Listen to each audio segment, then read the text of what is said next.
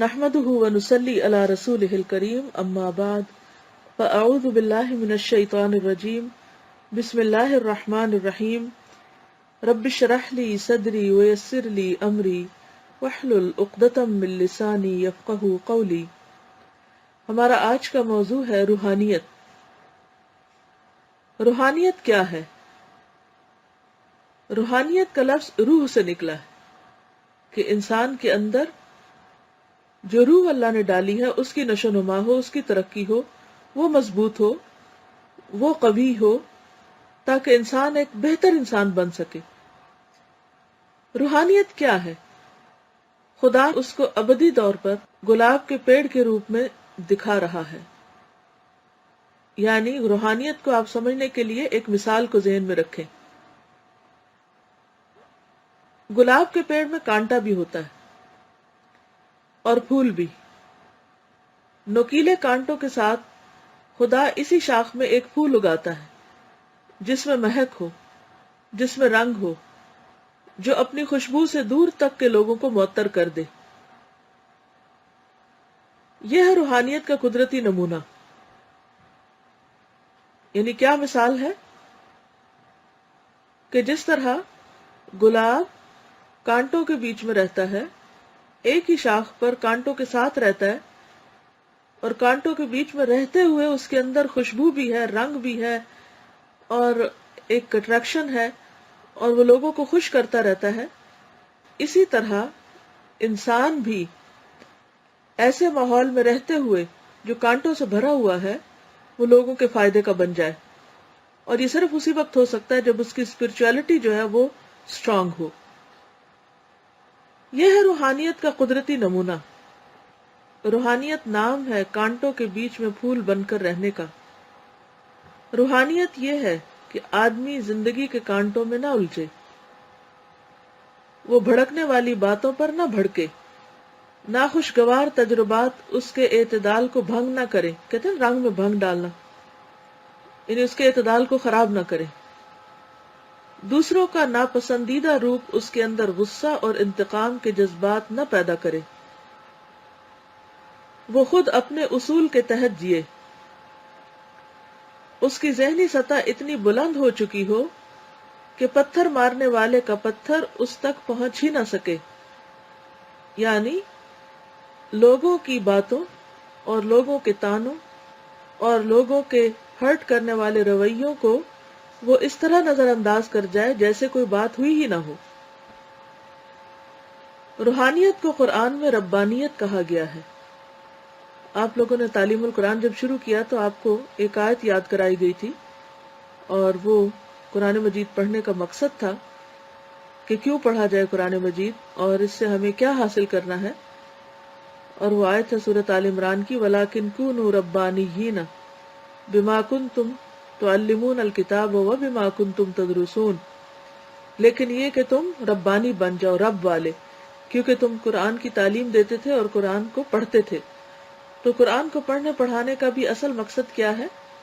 کہ انسان کے اندر اللہ کا قرب پیدا ہو، اس کے قرب کا احساس ہو، وہ رب کی یاد میں جیے۔ تو کہتے ہیں کہ روحانیت کو قرآن میں ربانیت کہا گیا ہے، یعنی رب میں جینا، رب والا بن کر رہنا۔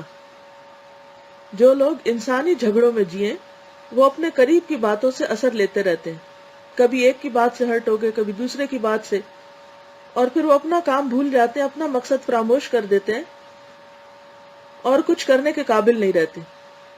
ایسے لوگوں کی روحانیت کبھی ترقی نہیں کرتی۔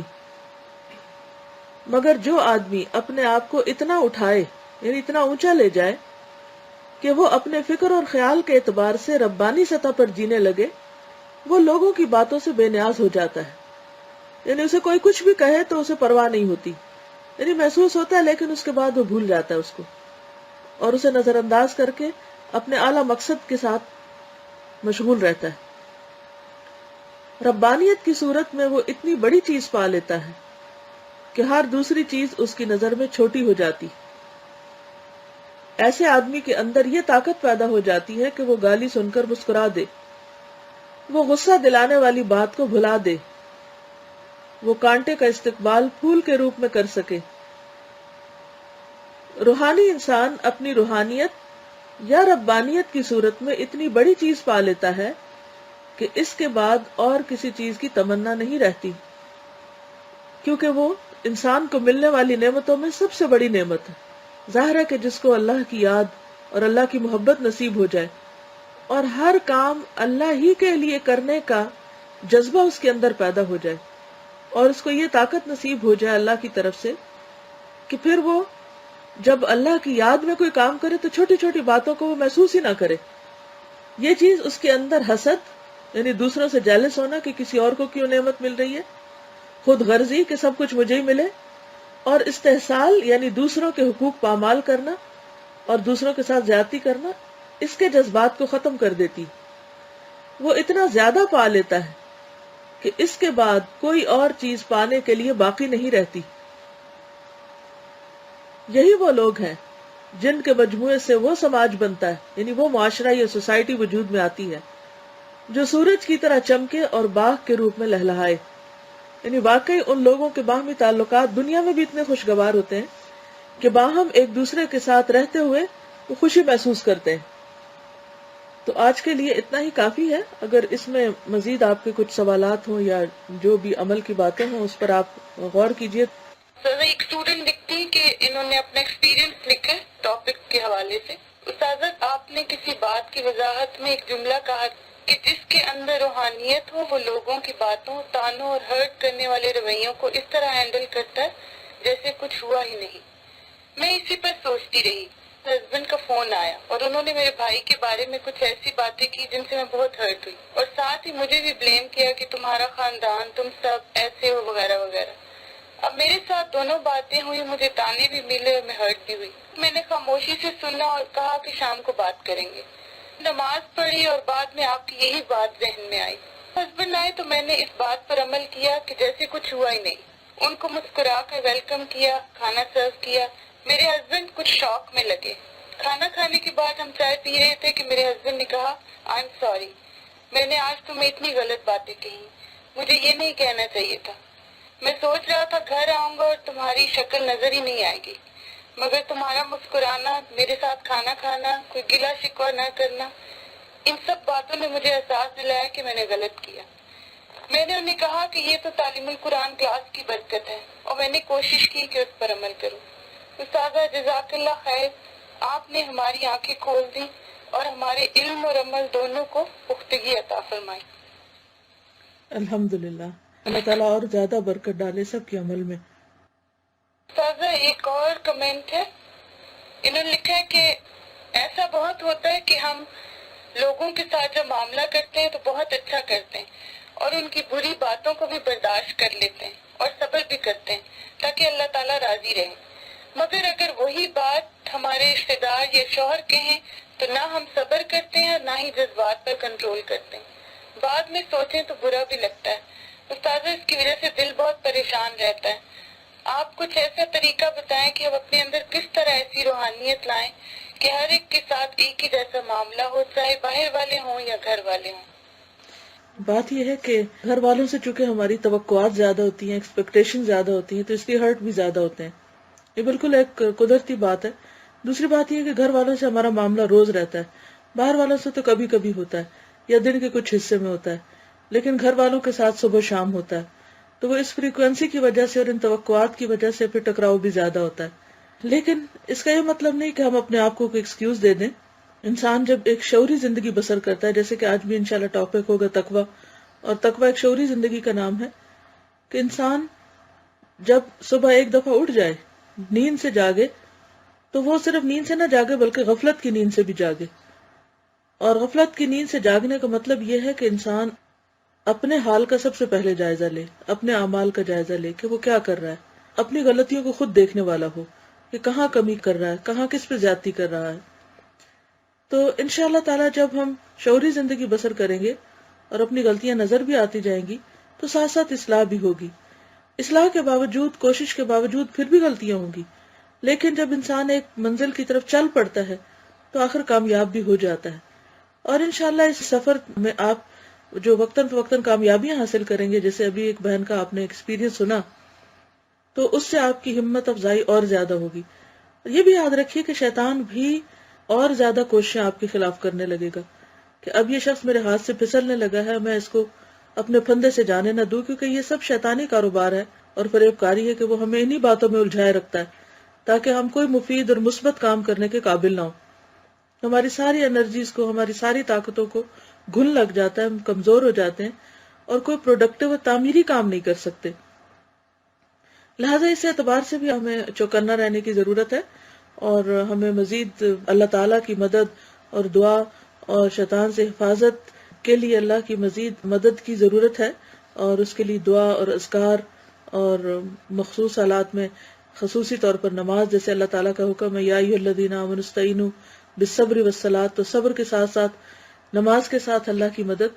تو انشاءاللہ ایک دفعہ آپ اس راستے پہ چل پڑے اور چلتے رہے تو جیسے بھی زمین آئے گی، جیسے بھی راستے ہوں گے، لیکن ترقی ہوتی رہے گی. پھسلیں گے بھی، گریں گے بھی، لیکن پھر بھی انشاءاللہ اگر چلتے رہے تو ایک دن بھاری اور پرمشقت یہ جو سفر ہے یہ آسان ہو ہی جائے گا اور اس مشکل ترین چوٹی تک پہنچ ہی جائیں گے. لیکن اس کے لیے صبر اور انتظار کی ضرورت ہے اور مسلسل چلتے رہنے کی، کیونکہ چلتے رہنے سے ہی انسان کو منزل ملتی ہے. مایوس ہو کے نہیں بیٹھنا اور کبھی بھی ہمت نہیں ہارنی. مجھے یاد ہے بخاری میں ہم ایک حدیث پڑھ رہے تھے نا، حضرت عائشہ کی کوئی روایت تھی. جی پھر آپ نے اس کی وضاحت میں ایک بہت خوبصورت جملہ کہا تھا. آپ نے کہا تھا کہ حضرت عائشہ جو ہے یہ نبی صلی اللہ علیہ وسلم کی بیوی ہے اور ان کے اخلاق کے بارے میں بتا رہی ہیں کہ کتنے بلند اخلاق کے مالک تھے. تو ہمیں بھی چاہیے کہ اپنے گھر والوں کے ساتھ اتنا اچھا معاملہ رکھیں کہ ان کے سامنے ہمارا بلند اخلاق نظر آئے. تو یہ بات مجھے بہت اچھی لگی تھی کہ باقی اگر ایک شوہر اپنی بیوی کو اچھا رول ماڈل دیکھے یا بیوی شوہر کو اچھا رول ماڈل دیکھے تو وہ چیز پھر بعد میں بہت زیادہ فائدے مند اور خیر کا باعث بنتی ہے. جی، اور ایک اور چیز جو قرآن پاک میں اللہ تعالیٰ میں بتاتے ہیں کہ اعفوا واصفحوا، معاف کر دو، درگزر کر دو، جانے دو. تو یہ فارمولہ ہے خوشگوار ازدواجی اور گھریلو زندگی کا کہ اس میں آپ کو روز معاف کرنا ہوگا، روز درگزر کرنا ہوگا، روز ایک دوسرے کی غلطیوں کو معاف کرنا ہوگا. اس کے بغیر آگے نہیں چل سکتے، کیونکہ یہ زندگی ایک امتحان ہے اور ہم ایک مسلسل اسٹرگل کے اندر ہیں. تو یہی ہمارا جہاد ہے. تو انشاءاللہ تعالیٰ جب ہم کوشش کرتے رہیں گے تو اللہ کی مدد بھی شامل حال ہوگی.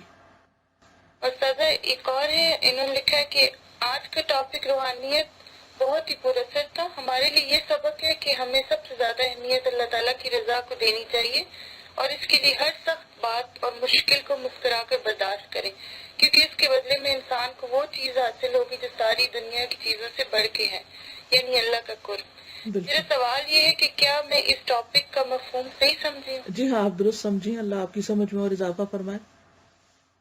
استاذہ ایک اور سوال ہے کہ انہوں نے لکھا ہے کہ جب کوئی مر جاتا ہے تو کہتے ہیں کہ اس کی روح نکل گئی. میرا سوال یہ ہے کہ اگر کوئی شخص روحانیت یعنی اللہ کی معرفت سے خالی ہو تو کیا اسے بھی مردہ کہیں گے؟ جی ہاں کہیں گے، کیونکہ قرآن پاک میں اللہ تعالیٰ فرماتے ہیں اَوَمَنْ كَانَ مَيْتًا فَأَحْيَيْنَاهُ وَجَعَلْنَا لَهُ نُورًا يَمْشِي بِهِ فِي النَّاسِ. کیا بھلا وہ شخص جو پہلے مردہ تھا پھر ہم نے اس کو زندگی بخشی اور اس کو ایک نور عطا کیا جس کے ساتھ وہ لوگوں میں چلتا پھرتا ہے. تو انشاءاللہ آپ قرآن مجید میں اس کی مزید تفصیل بھی پڑھیں گے. اس کا مطلب یہی ہے کہ ایک شخص جو روحانیت اور ربانیت سے خالی تھا وہ ایک مردوں جیسی زندگی بسر کر رہا تھا، اور پھر اس کے بعد ہم نے اس کو زندگی بخشی، یعنی ایمان دیا، اللہ کی معرفت ملی، اس کو دین کا علم ملا. تو پھر کیا ہوا؟ اس کو ایک نور نصیب ہو گیا اور پھر وہ اس نور کے ساتھ اب زندگی بسر کرتا ہے. تو یہ تو ایک واضح فرق ہے. استاذہ اتنے ہی سوالات تھے آج کے لیے. چلیے ٹھیک ہے، انشاءاللہ اجازت چاہتی ہوں. السلام علیکم ورحمۃ اللہ وبرکاتہ.